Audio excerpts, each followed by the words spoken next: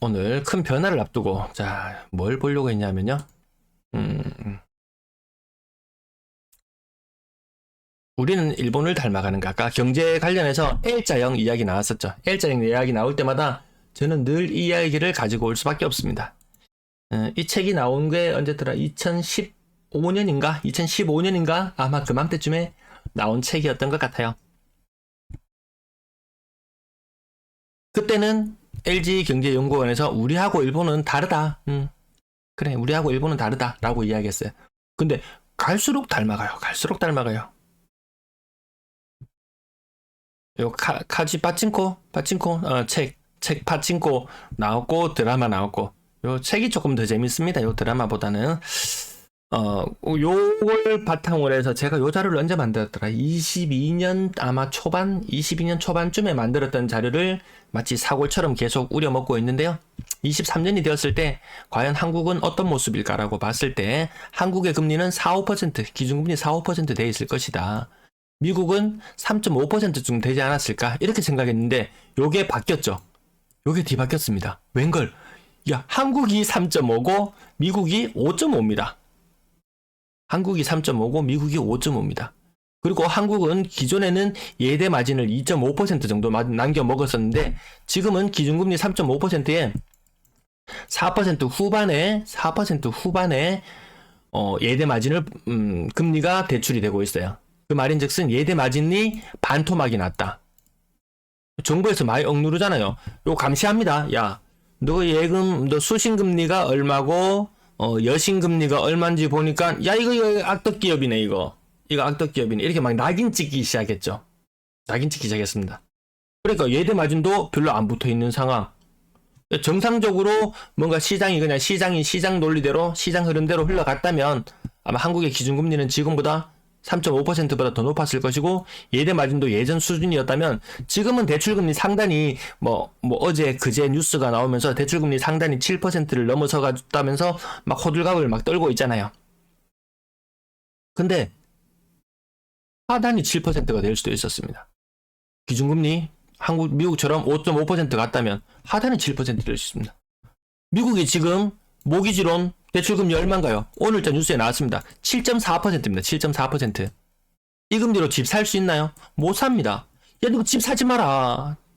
증시 부양해야지. 미국은 정말 증시에 정말 진심인 나라고 한국은 정말 부동산에 정말 진심인 나라다. 근데요. 부동산은 나중에 시간이 지났을 때 나오는 게 없어요.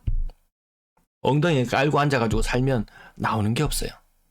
근데 미국은 펀드나 이런 수단을 통해 가지고 전부 다 노후연금 이런 것들 다 들어있기 때문에 배당이라든지 이런 것들이 따박따박 나오죠. 한국과 미국의 차이. 한국에 아까 60년대생이 온다, 그 노후 빈곤이나 이런 것들 빈곤율 굉장히 심하다 이런 이야기도 하잖아요. 요런 것들, 요런 차트를 보시면은 대출금리 이 정도 예상했는데 6.5에서 7.5 정도 예상했는데 영 다른 길을 가고 있더라. 그럼 왜 그렇게 예상했느냐? 과거에 요런 흐름들. 우리도 똑같이 닮아 간다. 그런 부분들을 봤었고요. 잃어버린 20년을 읽다. 저성장 시대의 개막. 우리 지금 저성장 이야기 나오죠. GDP 성장률이 1점 몇 %대. 내년도 조금은 개선이 되겠지만 크게 달라지지는 않을 것이다. 지금 기초 기반들이 무너져 나가고 있고 석유화학이라든지 반도체라든지 모든 분야에서 중국이 재빠르게 쫓아오고 있고 이런 것들을 계속 보면서 우리 저성장 시대 2015년 16년 무렵에는 이런 거 생각 안 했을 거예요. 저성장 시대. 지금은 저성장 시대 생각하고 있죠. 아 맞다. 우리는 주택연금이 있습니다. 주택연금이 있습니다. 근데 주택연금 좀 받아볼락하니 좀 시게 잘 받아볼락하니까 어떻게 했습니까?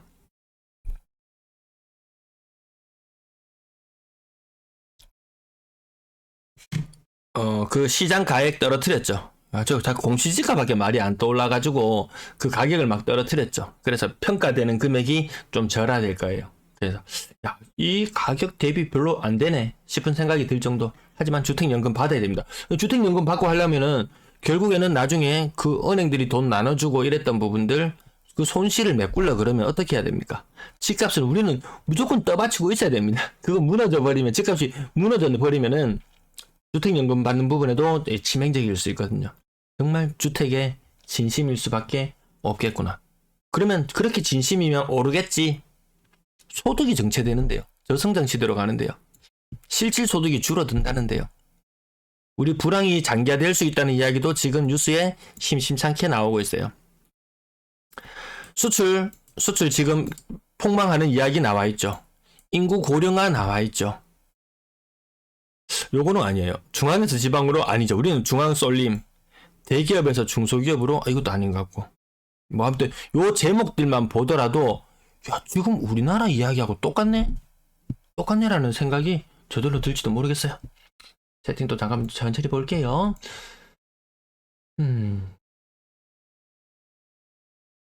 분양을 지금 할 수가 없는 상황이죠. 대구에 땅 살 때, 대구에는 특히 이 성동 격서 차원에서 비싼 동네를 쨍 하고 흔들어 버렸잖아요. 그럼 그때 땅도 엄청 비싸게 샀어요. 매입하는 것도, 토지 매입도. 그에다가 건축비까지 생각지도 못하게 더 높게 책정돼야 되는 상황이니까 지금 분양에선 사실 노답이죠. 지금 진짜 분양하면은 아이고야 이거 잔금 칠 때 되면은 그 대출이 나오나 말이죠. 네, 돌돌림 감사합니다. 저희 집도 이제 뭐 찌짐 붙이고 이런 것도 양을 점점 많이 줄여가지고 제가 하는 일은 없습니다. 네네. 그러니까 지난 크크님 그 허가받은 아파트조차 지금 3년째 홀딩이라고 했는데 그 세대수가 지난번에 2만 6천 개였던가요? 네, 그렇게 지금 멈춰 있는 데만 그렇습니다.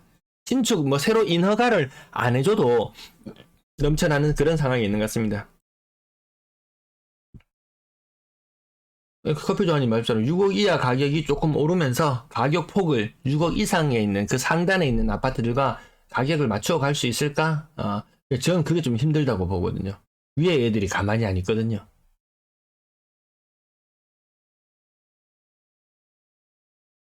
네, 고산 빵명장님, 네, 처음 뵙겠습니다. 네. 맞죠? 아까 제가 바로 캡처해서 보여드렸잖아요. 대환장 파티 했습니다, 진짜. 와, 유가가 100불 다시? 아이고야. 근데 그때는 과거에 유가 100불이고 이럴 때는 환율 1100원이고 막 이런 시절이었는데요. 지금은 레벨이 다릅니다, 레벨이. 자, 요겁니다. 일본형 장기 불황의 초입에 있다라고 경고하는가 하면 위급 상황에서 생명을 구할 수 있을지 없을지를 가르는 시간을 의미하는 골든타임이라는 말이 들려온다. 이때가 2016년이었어요. 가계부채 문제 심각하다고 이야기 나오던 그 무렵이었어요. 골든타임은 사실상 지나갔다. 이렇게 보는 게 맞지 않겠습니까? 잃어버린 20년 버블 붕괴와 함께 시작됨. 버블 붕괴 전에 요 부분들을 살짝만 볼게요. 네, 거상빵님, 네, 감사합니다. 댓글에 한 번씩 이렇게 주시면은 그 영상 밑에 댓글 창에 이렇게 글 가끔씩 뭐 잘 봤어요 뭐 이런 관계 달아주시면은 요 분이 제 영상을 시청하시는 분이구나 좀 알 수는 있어요. 네. 뭐 집값이 여전히 비싸다라든지 뭐 소득 대비 집값은 뭐 서울의 견줄 바는 아니죠. 뭐 30년 동안 한 푼도 안 해야 되는데 대구는 뭐 10년 동안이니까 대구는 그 정도 비싼 것은 아니다. 하지만 서울이 딱히 소득이 뭐 압도적으로 더 많고 그렇지는 않습니다.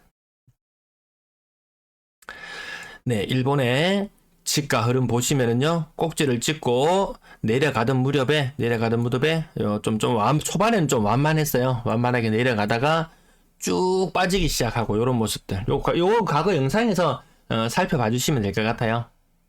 요 흐름을 두 개가 같이 해 나가고 있었죠. 그래서 이때까지만 해도 일본 사람들도 믿지 않았다 그러죠. 뭐 부동산 불패 신화에 젖어 있었으니까 이렇게 장기화될 줄 몰랐다고 하죠.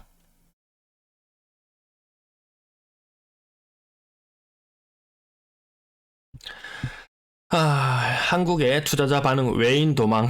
지난달에는 외국인들이 뭐 주식과 채권을 팔고 빠져나가고 이런 얘기도 나오죠. 한국 투자자도 한국에 투자 안 하고 뭐 돈 달러로 바꿔가지고 뭐 해외로 나간다든지 주가 떨어지고 있죠. 환율 치솟고 있죠. 채권 가격 떨어지고 있죠. 이거 뭐시기 하면서 이 뭐 트리플 약세 요거 아마 그저께쯤에 아마 뉴스가 나왔지 싶어요. 요 현상들이 지금 나타나고 있더라, 한국에서.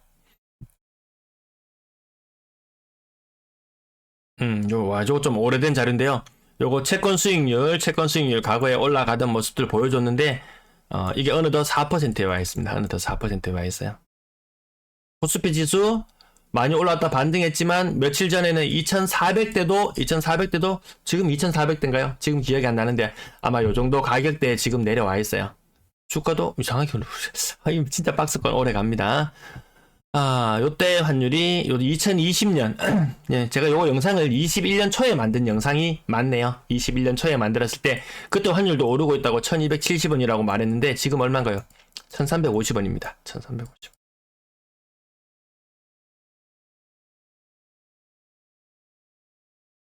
지금 손가락 하나 까딱하면 뭐 집값 문제고 뭐고 해결할 수 있다고 생각하는데 아니더라는 거죠. 아니더라는 거죠. 요 앞에 영상들은 딴 데 보시면 되겠고요.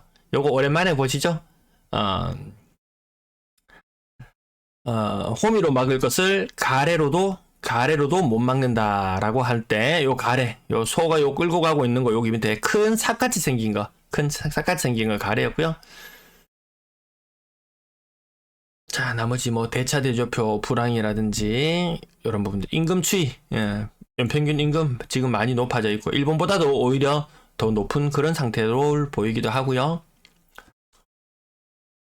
제가 이 영상을 처음 소개시켜 드릴 때 우리 급여 소득자의 평균 임금이 과거 일본이 30년 전이나 지금이나 임금이 똑같다는 것을 말씀드리면서 야, 우리도 이제 임금이 좀 정점에 이르지 않았나, 좀 정점에 이르지 않았나, 혹시라도 이런 정점이라면 이제 내리막길을 가지 않을까, 그리고 이 상태로 오래 가지 않을까, 집을 사고 빚을 갚아 나가는 이런 계획들을 세울 때만 해도 내 월급은 계속 오를 거라고. 왜? 경제가 성장하고 물가가 오르고 임금도 오르고 계속 그럴 거라고 생각했는데 그게 정체돼 버리는 순간 내 소득도 정체돼 버려요. 애들은 커나가요. 돈 들어갈 때는 많아요. 내 소득은 늘어날 거라고 생각하고 나중에 이 정도 계획을 세워놓으면은 애들 뭐 학비는 얼마가 들어가겠고 어디 돈은 들어가겠고 이 모든 계획을 다 세워놨는데 월급이 정체를 보인다? 이 안 좋은 것들이 다 찾아왔던 게 그 일본의 모습이었는데 우리는 누구는 그 이야기도 해요. 저는 정말 나라가 좀 휘청이더라도 일본처럼만 되었어도 좋겠다. 제가 이런 말씀 많이 드리잖아요. 왜? 남미나 이런 지역들을 보면은 상태가 너무 안 좋거든요. 근데 혹자가 또 그런 이야기도 하더라고요. 우리의 불황은 기본적으로는 일본의 불황을 닮아갈 것이고 플러스 알파로 남미의 것도 일부 가져올 수 있을 것이다. 이런 이야기까지 있어요. 와, 저는 이거 딱 보는 순간 소름이 쫙 돋았습니다. 소름이 쫙 돋았어요. 한국 출산율 일본보다 더 위험하다고 이야기하는 부분도 한국 0.78. 이 자료가 만든 지가 1년 8개월이 되어 가는데 여전히 유효하고 여전히 오히려 그때보다 더 안 좋다. 우리 앞으로 노인 의료비 장난 아닙니다. 여기에 대한 사회적인 비용도 장난 아니에요. 일본이 휘청일 수밖에 없었던 것이 이 부분도 일부 영향을 미치거든요. 그래서 저는 좀 쓸데없는 상상 같지만 남자 군대 가잖아. 우리나라가 그나마 좀 건재하고 이런 사회적인 비용을 줄이려면 남자는 군대 가고 여자 군대 가라 가지 말고 여자들은 남자 군대 복무하는 기간 동안 이 요양시설 가가지고 군 복무하듯이 복무하면은 그나마 우리나라가 조금 더 상황이 나아지지 않을까 이런 생각을 해봅니다. 나 요양시설 가기 싫은데 하면 군대 보내고 군대 가기 싫은데 하면 요양시설 보내고 이거 얼마나 이게 평등합니까? 예. 이런 뻘 생각도 가끔 해봅니다. 왜? 그래도 나라가 좀 좋은 방향으로 나갔으면 하는 바람에서 네, 이런 모습들. 금리가 고점을 찍고 내려오면은 언젠가 기회가 있을 것이다. 그 기회에 대한 부분들도 언급을 했었거든요. 그러면 이 고금리가 더 지속이 된다면 고금리가 더 지속이 된다면 이 매수 타이밍에 대한 생각도 달라지겠죠. 금리가 떨어지면 그때부터는 금리가 왜 떨어지지? 아, 경기가 엉망이라서 경기 이게 뭐 떨어지나? 막 이러면서 그때가 진짜 혼란이거든요. 진짜 지금이 혼란이 아니고 금리가 정점일 때가 혼란이 아니고 금리가 떨어지기 시작할 때 그때부터 대혼란이 시작되는 것이 일반적이더라고요. 네, 과거의 영상 봐주세요.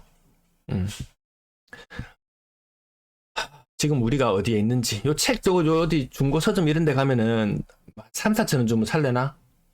야, 근데 제가 요 책 여전히 유효하더라. 뒷부분에 근데 뭐 어디에 투자해야 된다. 요런 솔깃한 것도 좀 있긴 해요. 근데 그 투자에 대한 것도 뭐냐, 그 임대업을 한다든지 뭘 한다든지 일본에서도 4% 수익률 보고합니다. 4%. 지금 우리 국채 수익률 10년물 4.06%, 30년물 3.8 몇 퍼센트 뭐 이렇거든요. 야, 임대 수익액가 빼빠지게 고생하는 것보다 일본처럼 모든 게 정체된다면 집값도 정체되고 물가도 정체되고 임금도 정체가 되고 모든 것이 정체되는 이런 사회로 혼란으로 빠져버린다면 야, 채권도 나쁘지 않겠구나. 근데 계속 그 채권도 아직은 때가 아니다. 계속 그렇게 말씀을 드렸죠. 왜? 아직까지 금리 올라갈 일도 더 남았는걸.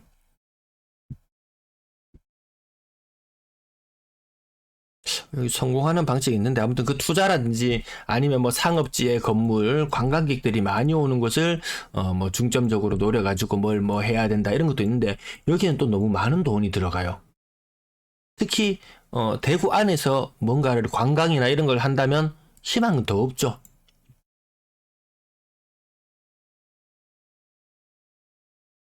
요거 늘 제 시청자분이라면 요거 좀 생각해놔야 됩니다. 금융자산과 실물자산에 좀 균형을 맞춰서 조금 윤택하게 사는 것도 괜찮지 않겠습니까?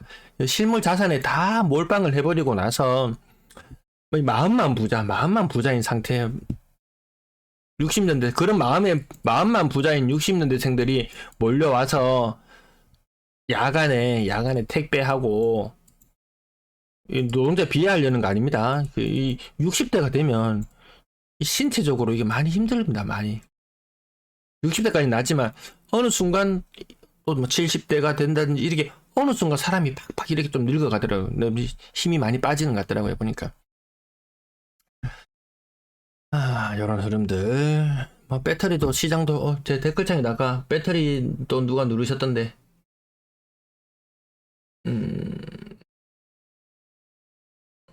배터리 아직 이런 아재 개그 예.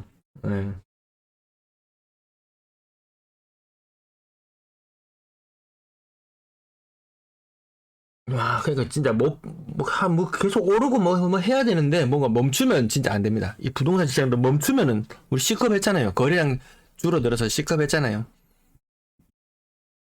뭐 에코프로 가격이나 이런 것들은 뭐 전 세계 자동차에 다 장착해도 될 만큼의 그 정도 디스플레이라든지 스마트폰이라든지 여러 가지가 제가 요때 했을 때보다 딱히 나아지는 게 안 보이는 것 같습니다. 경제 성장률도 지금 22년도의 예상을 3%, 23년도에 22년도 이게 안 되죠. 23년도도 그렇고 경제 성장률이 이제는 아니더라. 과거처럼 일본 그 책에 보면은 과거에 뭐 8에서 4%, 4에서 2%. 우리는 요 구간에 놓여 있던 시대를 살아갔고요. 그나마 조금 나았고 이제는 0에서 2%의 성장하고 있는 GDP 성장하고 있는 이 시국을 살아가야 되는데 우리가 뭐 부동산 투자에 대해서 임하는 자세라든지 모든 것들은 이 과거의 영광에 취해서 이 고도 성장을 하는 이런 시기의 영광에 취해서 과거의 성공이 마치 지금의 성공 방정식인 양 그렇게 적용하려고 달라들고 있더라는 거죠. 뭔가 조금 다르죠. 물가도 이렇게 어느 순간 이런 순간이 안 오겠습니까? 이 가파르게 오르다가 우리 지금 아직까지 겁나게 오르는 단계죠. 네. 무섭습니다. 물가는 진짜 무섭습니다.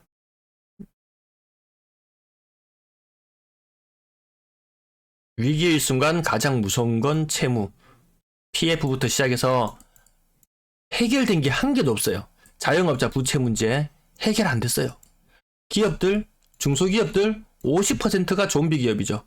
쎄 빠지게 일해가지고 번 돈이 이자 비용보다 더 적더라. 계속 적자가 지속되는 상태. 그러면 과거에 기업들은 그랬어요.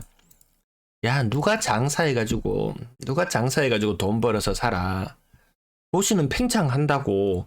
내가 공장을 여기 기퉁이에 만들어 놨어. 도시가 팽창을 해. 땅이 수용돼서 들어가. 여기서 한 대박을 건지고 나서 또다시 또 더 바깥쪽에 공단이 형성되면 거기 사서 들어가고, 또다시 형성되면 또 들어가고. 사실 가장 큰 대박을 본 곳은 이런 식이죠. 도시의 팽창이 가져온 곳이죠.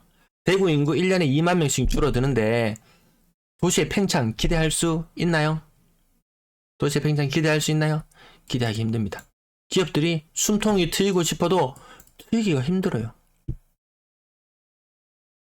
저물가 시대에는 과도한 부채를 갖게 되면 저금리에도 불구하고 부채의 질이 상당히 부담이 커질 수 있다 라는 부분, 부채가 무섭다라는 부분 그 이전에도 말씀을 계속 드렸습니다.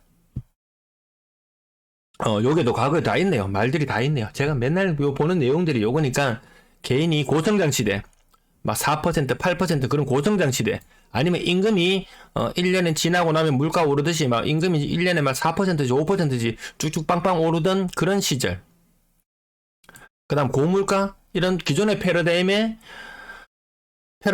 빠져 있다면, 기존의 행동들을 고수해 나간다면 화를 자초할 수도 있다라는 부분들. 자, 요 부분들이 핵심적인 내용들. 맞다. 일본은 우리가 다르다. 우리가 조금 더 심한 것 같다. 과다 채무자가 어려움을 겪었던 사례 다수 발생하고요. 정말 빠친코 이런 데도 보면 드라마도 한번 보시고 뭐 그러면 되겠네요. 아무튼 노후까지도 자꾸 생각하게 됩니다. 자, 뒷부분들. 미국이 맞아. 금융자산 아까 말씀드렸다시피 야들 정말 주식에 진심이네. 우리나라는 정말 부동산에 진심이네. 이렇게 갈 수밖에 없는 것 같아요. 근데 노령화율이 점점 높아지고 이러면은 나이 들면 소비가 그 젊을 때처럼 그만큼 안 되거든요. 나머지 기업이 돌아가는 건지 뭐라든지. 근데 일본은 1.2억의 인구, 우리는 5천만의 인구. 뭐 해외에 많이 의존하지 않고 내수 자체만으로 돌리고 하려면은 억 단위의 인구는 돼야 된다 그러죠. 우린 그 부분에서도 좀 취약한 부분들이 있습니다. 수출에 한번 밀리면 다 죽어, 뭐 이런 느낌 정도. 네, 요게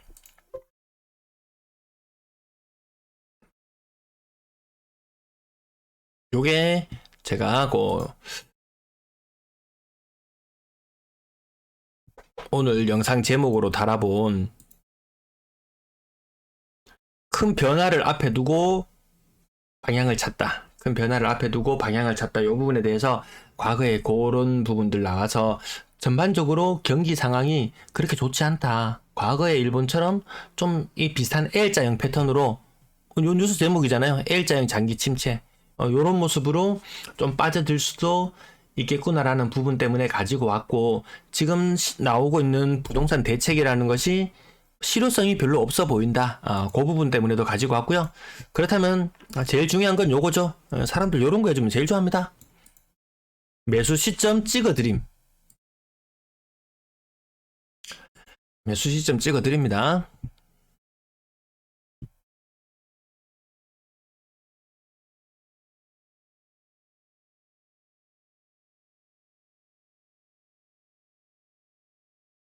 근데 커피 좋아하님 안 바뀝니다. 제가 이제 나이가 먹을수록 그 과거의 생각들, 그걸 뭐 바꿔야지 생각하는 게 마치 자기 자신을 버리는 것 마냥, 존재를 부정해야 되는 것 마냥 그렇게 느껴질 수도 있거든요. 그 일관되게 갈 수밖에 없는 것 같습니다. 그것이 맞건 틀리건 간에.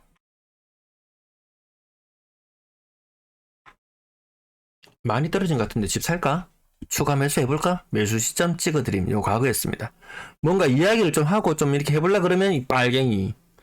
뭐 의견을 제시하면 하락론자.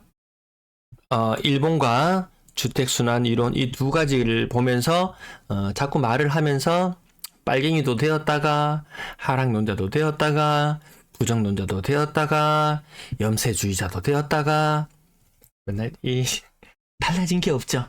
달라진 게 없죠. 1년 반 전이나 지금이나 달라진 건 없습니다.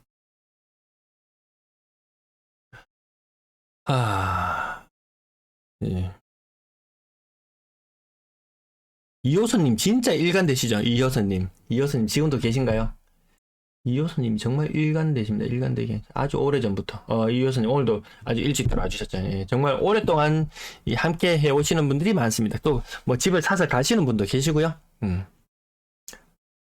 저도 변화가 싫어지고 자 계속 이걸 가져올 수밖에 없습니다.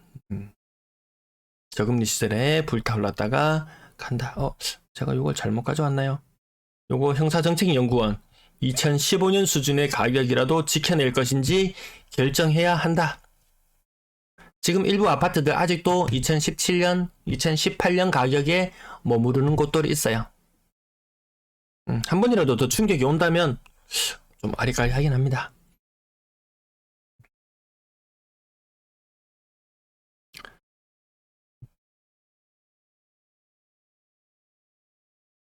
일본이 기염을 토하고 나서 집값 우리 뭐 수도권 기준으로 보면 비슷할 거예요. 6년간 아주 가파르게 오르고 나서 그때부터 내려가기 시작했다. 한국은 2022년에 한국은 이제 간 내려오는 시점인 것 같다. 그래서 뭐 지금 절반 정도의 많으면 절반 정도의 되돌림이 나타나곤 했지만 이렇게 될 것 같다. 그러면 2024년 정도가 되면은 뭔가 이제 좀 기로에 서게 되는 시점이 올 것 같다. 그렇게 말씀을 드렸는데요. 이제 매수 시점에 대한 변동이 생깁니다. 왜? 이때는 이제 2022년 더 지나고 나면은 금리가 정점을 찍고 내려올 거라고 어느 정도 생각을 했었거든요. 2022년, 23년 지나고 나면 금리가 내려올 거라고 생각했는데 금리가 내려오고 나서 한 1년 정도 동안 극심한 혼란, 극심한 충격을 마주하게 되더라고요. 과거 사례들을 보면. 그러면 2024년쯤이 되면 우리는 이제 선택의 기로에 서게 될 것이다. 이렇게 봤어요. 근데 웬걸? 또 모든 것들이 뒤틀어져 버렸어요. 왜? 고금리가 지속될 거니까. 고금리가 지속된다고 이야기하니까 또 왜 뒤틀어져 버렸냐? 특례 보금자리로 인해서 집값이 충분히 더 빠지고 더 특례와 그리고 이 처분 조건, 이 무시무시한 것들로 인해서 집값이 더 충분히 더 조정을 받을 수 있었어야 됨에도 불구하고 거기에서 되돌림이 일어나 버렸어요. 그렇기 때문에 요 매수 시점은 2024년보다는 조금 더 뒤로 늦춰서 보는 게 맞지 않을까 그런 생각해 봅니다. 무주택자 매수 언제 해야 되냐? 늘 생각해 둬야 됩니다. 늘 생각은 해둡니다. 그 매수해야 되는 시점에서 가장 이제 이상적인 가격을 찾아가야 되는 거겠죠. 유주택자 추가 매수 지금은 계속 물음표를 던질 수밖에 없는 것 같습니다. 금리가 23년 정점. 근데 아닌 것 같죠? 제 예측할 때 23년에 정점으로 봤는데 24년이 정점이 될 확률이 더 높아 보입니다. 시간을 한 1년씩 늦춰보면 되겠네요. 예, 한 1년씩 더 늦춰보면 되겠다. 이런 생각. 선택의 기로에 섰을 때 2023년 말이나 24년 초라고 했는데 조금 더 늦춰보겠습니다. 왜? 총선 끝나고 나면 진짜 정치인들은 이 집값에 대해서는 관심 없습니다. 여기서 어떤 이권을 취하기 위해서 관심이 생길지는 모르겠지만 24년 말 25년 초를 바라보고 이 선택의 시점이 또 다가오기를 기다려야 될지도 모르겠네요. 그때도 총선이 규제 해제를 촉발한다고 했는데 규제 해제 지금 거의 다 했어요. 거의 다 했어요. 남아있지를 않더라. 일본의 금리가 고점을 찍고 채권 수익률이라든지 모든 것들이 이 정점을 달하고 나서 이게 내려왔을 때 저금리 시대로 저성장, 저금리, 주택가격 하락 뭐 이런 것들이 같이 맞물려 오더라는 거죠. 단순히 금리가 떨어지면 과거처럼 또 올인을 할 것인가? 또 올인을 할 것인가? 소득이 증가 안 하는데요. 소득이 증가를 안 하는데. 자, 요순환 모형에 따라서 거래량과 가격 가장 중요한 부분이 되는 것이죠. 지금 우리는 어디에 있는가? 거래량은 감소. 했다가 증가? 증가하는 게 맞는가? 가격은 상승. 가격은 상승. 거래량은 증가. 지금 딱 요 패턴처럼 보이죠? 회복기. 회복기의 포텐셜은 보입니다. 회복기 다음은 뭐다? 화랑기다, 화랑기. 거래량은 조금 줄어들지만 가격은 여전히 상승하는. 정말 지금이 회복기가 맞나요? 아직까지 이 4호 국면을 저는 헤매고 있다고 생각을 하는데, 여기에서 또 계속 특례 이야기를 안 할 수가 없습니다.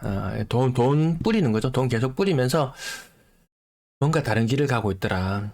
경기가 나쁘게 전망되고 가격은 보합세를 유지한다. 건설사에서 공급하는 분양 물량은 점점 줄어들거나 중단된다. 요게 3국면이었고요. 4국면, 우리는 요 국면에서 왔다 갔다 하고 있으면서 지금 매수 시점은 요 국면을 잡으려고 하는 거죠. 너무 빨리 잡아도 그렇고 차라리 올라가는 걸 보고 잡아도 괜찮다. 근데 지금의 가격이 되돌림이라는 것이 경기가 회복되면서 1국면 경기 회복입니다. 경기가 회복되면서 거래량이 증가하고 가격이 증가되었냐고 물으면 아니라는 거죠. 아니라는 거죠. 그래서 우리는 아직도 여기를 헤매고 있다고, 아니 저는 아직도 여기를 헤매고 있다고 본다. 모든 가게가 경제적인 슬럼프 여전히 맞는 것 같고요. 건설사들은 분양 사업을 점점 줄이지만 미분양은 계속해서 쌓이게 된다. 지금 미분양 계속 많이 쌓여 있고요. 입주 물량 진짜 많습니다. 입주 물량 진짜 많아요. 수도권, 대구뿐만 아니고 수도권도 입주 물량 겁나게 많습니다. 주택 가격이 더 내릴 것으로 기대해 거래량이 감소하고, 우리 요거를 경험하고 있었는데 일부 급하게 빠져나오려고 한다. 이런 사람이 급매로 던지기도 했고, 처분 조건으로 급매로 던지기도 했고, 요게 4국면 침체가 본격화되는 장면. 다음 5국면으로 넘어가 봅니다. 5국면. 자, 경제적 낙관론이 대두되면서 상저하죠? 모르겠어요. 주택시장의 외부 환경에 대한 전환점으로 가격은 하락하나 거래량은 증가한다. 이게 정상이거든요. 가격이 하락하면서 거래량이 증가해 줘야 되는데 가격이 하락하는 것을 막아버렸어요. 그래서 마치 우리가 지금 1국면에 와 있는 듯한 착시를 들게 만들었어요. 저는 그렇게 생각합니다. 그것이 진짜 경기 회복인지는 모르겠어요. 저는 경기 회복은 아니라고 보거든요. 그래서 좀 혼란스럽다. 정부는 부동산 시장에 활력을 불어넣기 위해 부동산 완화 정책을 내놓고 있고요. 선제적으로 투자하는 이들이 물량을 조금씩 확보하면서 거래량이 늘어나지만 주택시장의 분위기는 좋지 않다. 여전히 지금 5국면이 맞는 것 같아요. 건설사들이 분양 물량을 더욱더 줄이지만 미분양은 여전히 해소되지 않는다. 무리한 부채로 집을 샀던 사람들이 물량을 던지기도 한다. 지금 요 국면에서 이제 요 국면, 아직도 이 국면은 두 개는 유효한 것 같습니다. 5국면에서 6국면. 조금 더 비싸게 사고 조금 더 싸게 사고 그게 그렇게 큰 의미가 없더라. 나중에 정말 계속 주택 가격이 순환하면서 상승한다고 믿는 사람이라면 나중에 확인하고 들어가도 늦지 않겠더라. 부동산 완화 정책을 계속해서 발표해야 됩니다. 나중에 진짜 이게 바닥이 완전히 쭉 가라앉았을 때 올해 1월에 나왔던 수도권 대규모 규제 해주는 둔촌주공 일병 구하기 위해서 다 규제 해제해줬던 그런 부분들 있잖아요. 그런 것들이 본격적으로 쏟아 부어야 되는데 이미 다 쏟아 부었어요. 다 쏟아 부었는데도 여전히 경기 상황은 그렇게 좋지 않더라. 부동산 규제 나중에 총선을 앞두고 이제 본격적으로 뭔가 흘러가야 되는데, 그래서 정부 정책이 나올 때마다 타이밍 진짜 별로다. 23년 금리 정점으로 봤었는데 요거 조금 취소합니다. 24년 이제 총선 앞두고 규제 풀고 오만상 다 하고 나서 잡아야 된다. 근데 좋은 시점을 잘 잡아도 나중에 뒤에는 이 긴 기다림의 시간 동안 좀 고통이 뒤따를 수 있다. 그런 것을 감내할 수 있는 정도의 수준의 부채를 안고 산다거나 한다면은 아무도 안 말립니다. 유주택자가 사기에는 말랐고 좀 더 있다가 해도 되지. 무주택자가 사기에는 간혹씩 나오는 급매 물건이나 이런 것들을 해서 나름 괜찮은 기회를 잡을 수는 있을 것 같다. 여전히 대구에 고점 대비 30% 하락. 정말 2017년, 2018년 가격들 아직도 종종 보입니다. 종종 보여요. 자, 제 견해는 단순 참고용으로 봐달라 이런 내용들까지 있었습니다. 언제 살 것인가라는 그런 생각들 늘 할 수밖에 없습니다. 그게 추가 매수가 되었건 신규 매수가 되었건 그럴 때 요렇게 제 모든 걸 다 지어짜내서 이렇게 만든 자료들 아직 요거 업데이트를 좀 해야 되는데 크게 달라지는 게 없습니다. 2년 전에 만들 때나 지금 만들 때나 달라지는 게 없습니다. 그래서 일부 집값이 반등하는 그런 사례들을 통해서 야, 니는 맨날 하락만 이야기하나 지금 사야 되는 시점이잖아 라고 이야기하면 네 사세요 라고 저는 말씀드릴 수밖에 없네요.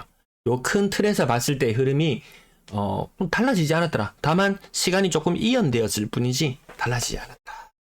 이 부분까지 말씀드리면서 오늘 이제 본 내용을 해야 되는데요.